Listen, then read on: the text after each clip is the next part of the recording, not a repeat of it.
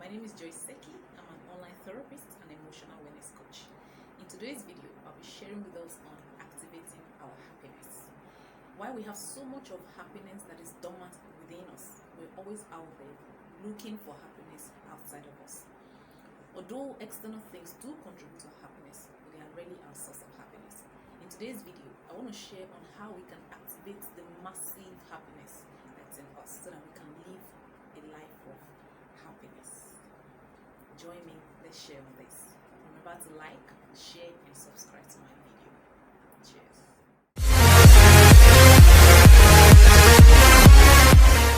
Hi, today I want to share with us briefly on activating happiness. With all that is happening in the world now, there's a lot of pain and tension in the air, right? And we don't want to lose our happiness, right? And I just want to share with us on the fact that we can actually be happy even in crisis, even in the midst of the turmoil, in the midst of the challenges. We can be happy. We can be happy because happiness resides in us. Happiness is in us. One of the things that contributes to our unhappiness is because we actually think that happiness is in the next things that we do, is in the next person that we meet, is in the next place that we go. These things matter. These things do contribute to our happiness. These things have the tendency to increase or decrease our level of happiness. However, they are not the source of our happiness. Okay, that's why I titled this Activating Happiness, because we have left the happiness within us and we're in search of it in another destination, we're in search of it in another relationship, we're in search of it in so many things external to us. Okay, the true happiness is inside me, is inside you. All right, and for us to fully experience this, we have to become aware of who we are. We have to become aware of where this happiness is. How do we activate it? Which part of us? What do we do?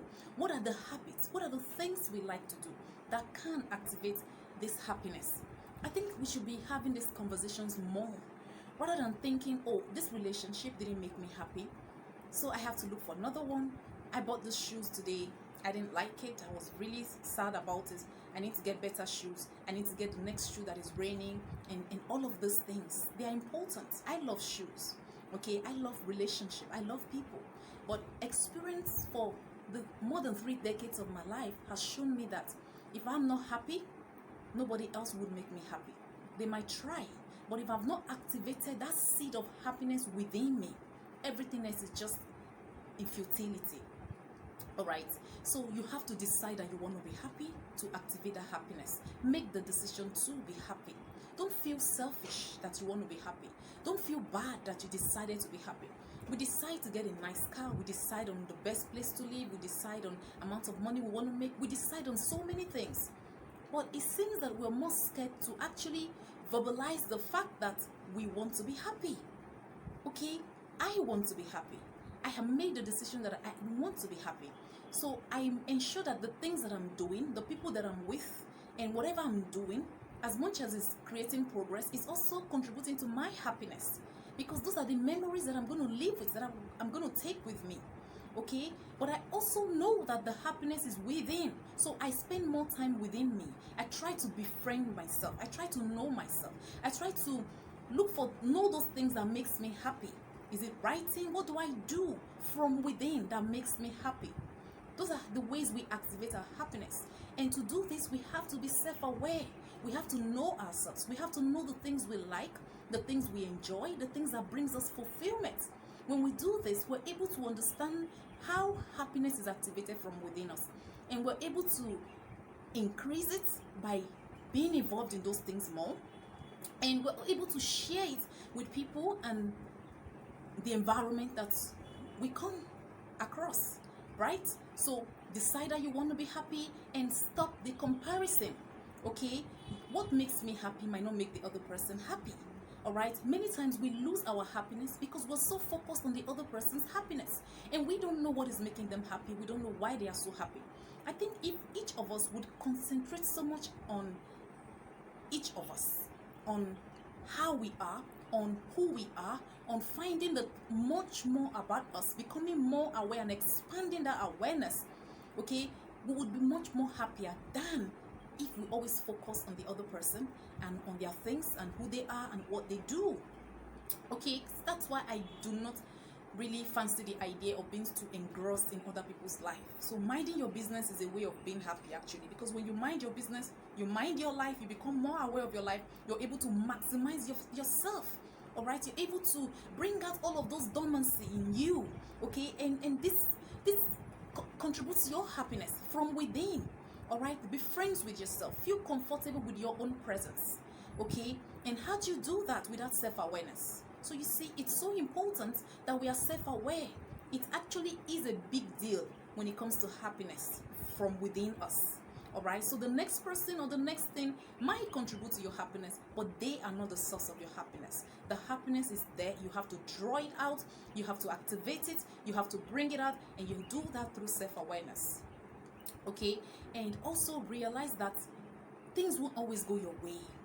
I know toxic positivity has really affected how we think of things, so much so that when things don't go our way, we feel bad, we feel cursed, we feel unlucky. Life is not a smooth sail. And this is the reality. Life happens to us, even to the saints among us. All right? So when we realize this, we are able to understand when things don't go our way, and so we're able to act in a more informed way and respond in a way that does not cause us to break down emotionally. So we're able to keep going despite the hardship, despite the challenges, because then we don't see these challenges as our enemies. When life don't go how we want it, we don't think that life is against us. We just realize it's one of those things, and these are one of the things that actually impact on our happiness. You have to know that things might not always go your way as much as you really desire it to. Life will happen to you. All right, know this. Okay, appreciate this. So much so that when things are going so well, be grateful. And when they are not going so well, think of what you can learn from it and be grateful for the lessons learned and move forward. All right, rather than breaking down in perpetual sadness and staying there for weeks and becoming depressed over a spilled milk, right? And then be present. Be present. Whatever you're doing, let your presence be felt in it. Put all of you in the things you do with the people you're with. All right, that way you're not distracted in the regrets of the past. You're not distracted in the worries about the future. You're present and you are there in that moment. And when you do that, you are activating your happiness. You're activating what is within you. You're bringing it into fullness. Okay, these are the things we rarely talk about, but I've found out with working with different people from different parts of the world that these key things, as old as they may sound, are still very helpful to activating our happiness. Be present. Practice being present. It's a practice. I'm still on this journey. All right, join me. Become self-aware. Start with being self-aware, moment by moment. When you're present, you're able to appreciate the moment by moment. You're able to appreciate the second by second of time. You're able to appreciate the little contributions and all the good things that life brings your way, no matter how little. All right, and that gives you a lot of things to celebrate, and you're happy. And then when you're happy, always remember to share your happiness. Okay, share it with other people. Share it because people need happiness. Contribute to their happiness. You are not their source of happiness, and they are not your source of happiness. But together, when we share our happiness, we make the world a better place. Okay, we change the environment to a more pleasant environment, to a place where people can stay and be comfortable. Okay, so remember, happiness is within you. You are the one to activate it. You have to realize that happiness is in the habits. The little habits you do day by day, that you're cultivating moment by moment, is contributing to your happiness or sadness. Okay, so you want to be intentional about them. You want to know yourself so that you're practicing those habits that will contribute to your happiness. Once we do this, we're actually activating our happiness. And once that is activated, we can then share our happiness with the rest of the world.